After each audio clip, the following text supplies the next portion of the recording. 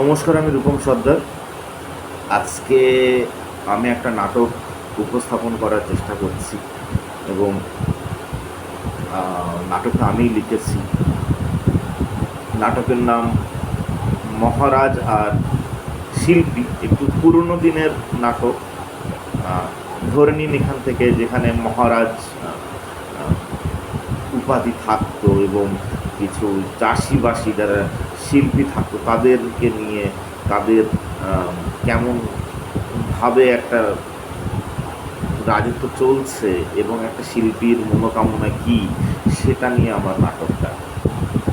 চলুন নাটকটা শুরু করি। মহারাজ, আমার অপরাধ কি? আমাকে ধরে এনেছেন কেন? তেমন কোনো অপরাধ নেই। আমি আপনাকে কাজের জন্য ডেকেছি। কি কাজ?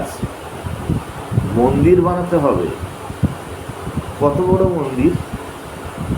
কত বড় মন্দির মানে ভগবানের পুজো হবে। বড় মন্দির নিয়ে কি হবে?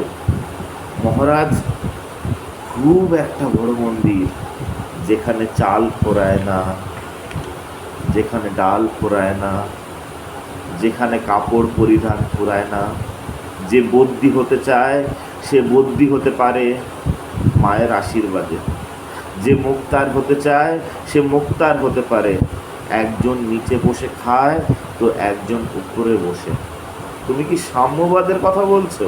না মহারাজ, আমি বলতে চাইছি সবার জন্য একই গদি কি হতে পারে? চাষি আর বিজ্ঞানী কি এক? তাহলে মহারাজ, সবার জন্য দই, বাসমতি ভাত, আপনার মতো পোশাক পরিয়ে দিন। তাহলে তো চাষি চাষবাস করবে না। আমার পক্ষে কতগুলো বই পড়া সম্ভব?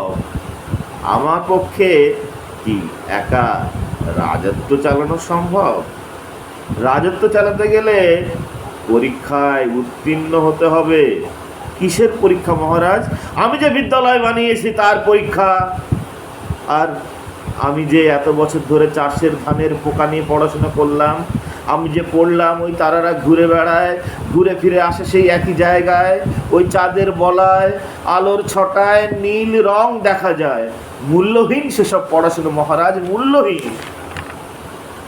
রাজত্ব চালাতে হয় আমাকে, রাজত্ব, অর্থনীতি, জ্যামিতি যা প্রমাণিত। আমি কল্পনায় বিশ্বাসী নয়, বাস্তবে ফিরে এসো শিল্পী। বাস্তব এটাই, অর্থনীতি নিয়ে নানা তথ্য একদিন সত্য সমষ্টির সৃষ্টি করেছে। বহুবার গোল গোল চকের দাগ টানার পর বৃত্ত হয়েছে মহারাজ।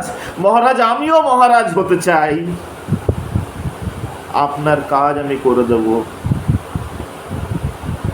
আমি এই পৃথিবীর মহারাজ হতে চাই। আমি শিল্পী,